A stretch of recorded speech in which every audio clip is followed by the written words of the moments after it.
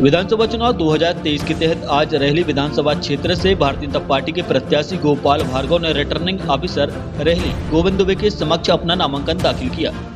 मंत्री गोपाल भार्गव ने चुनाव आयोग के निर्देशों का पालन करते हुए अपना नामांकन जमा किया। जहां तक गोपाल भार्गव के सियासी सफर की बात करें तो गोपाल भार्गव ने पहला चुनाव 1985 में भाजपा की टिकट पर रेहली विधानसभा से लड़ा था। तब से उनका जीत का सिलसिला लगातार जारी है। अब तक वह 8 बार चुनाव जीत चुके हैं और 9वीं बार उन्होंने अपना नामांकन दाखिल किया है। 2003 में गोपाल भार्गव पहली बार उमा भारती सरकार में कैबिनेट मंत्री बने, फिर बाबूलाल गौर सरकार में भी कैबिनेट मंत्री रहे और इसके बाद लगातार शिवराज सरकार में 2018 तक कैबिनेट मंत्री रहे।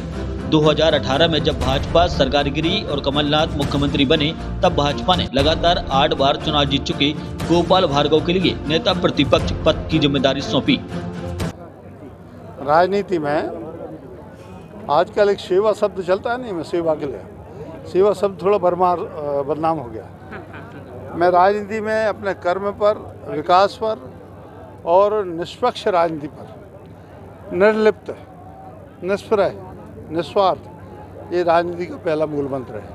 ना जाति की, ना पाति की, ना किसी की कर्म की बीच विजय होती है। हमारे यहाँ एक नारा है, न जाति की ना अधर्म की विजय होगी कर्म की। तो ये कर्म जो है वही ये सब बातें। देखो, हम यदि निष्पक्ष रूप से सभी जातियों के काम करेंगे, मदद करेंगे, सभी गांव विकास कराएंगे, किसी भी जाति का गांव हो, आप देख सकते हैं हमारे क्षेत्र में जो लोग अभी खड़े हुए हैं हमारे चुनाव में, उनके गांव देख सकते हैं आप, कितने शानदार काम अपने करवाए। तो मैं मान के चलता हूं कि लोग भी इस बात को अंतर्मन से स्वीकार करते हैं कि यार ये आदमी काम तो करता, मदद तो करता है।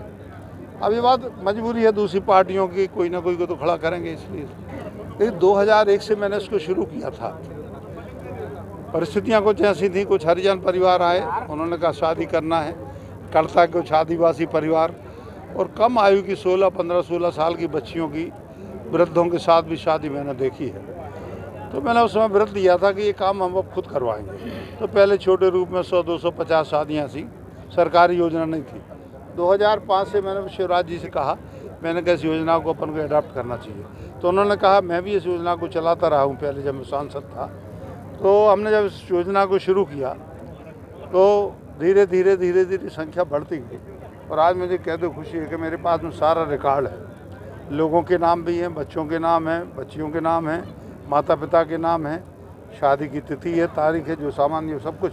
तो मैं कहना चाहता हूँ कि 22,000 के करीब ऐसी शादियाँ हो गई जो अपने आप में बहुत बड़ा एक रिकॉर्ड होती हैं। कभी कभी परेशानियाँ भी आती हैं, समस्याएं भी आती हैं। ईश्वर कृपा है, यदि मैं बारिश में भी मैंने शादी की है तो पानी नहीं गिरा पर उस समय। मैं नगर पालिका में अध्यक्ष रहा 45 साल पहले, 40 साल पहले मैं विधायक बना, लगभग 40 साल। 20 साल में अपोजिशन में MLA रहा, 20 साल में अभी मंत्री रहा और जब सरकार अभी बहुमत में नहीं आई 2018 में, तब मैं लीडर अपोजिशन रहा। अभी विधानसभा ने मुझे उत्कृष्ट मंत्री का पुरस्कार भी दिया। सारी बातें एक मन में भाव रहता है। देखो, कई लोग बात को छुपाते हैं, मैं इस बात को कहता हूँ ठीक है, रास्ता चलते हुए और राजनीति की इस यात्रा में, जीवन की इस यात्रा में यदि कोई पद मिलता है, जो एक आध पद बाकी रहा, बाकी तो सब कुछ। मैंने अभी कहा कि लोग तो सरपंच बनने के लिए, पार्षद बनने को, महापौर बनने को तरस जाते हैं।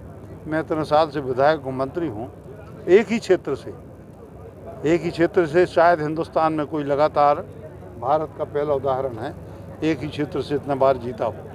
तो जब लोगों का इतना प्रेम है, विश्वास है, तो पार्टी आकलन करेगी, निश्चित रूप से करेगी। मैं जब लीडर अपोजिशन बना तो मैंने निवेदन नहीं किया, बल्कि पार्टी ने मेरा मूल्यांकन करके मुझे नेता प्रतिपक्ष बनाया।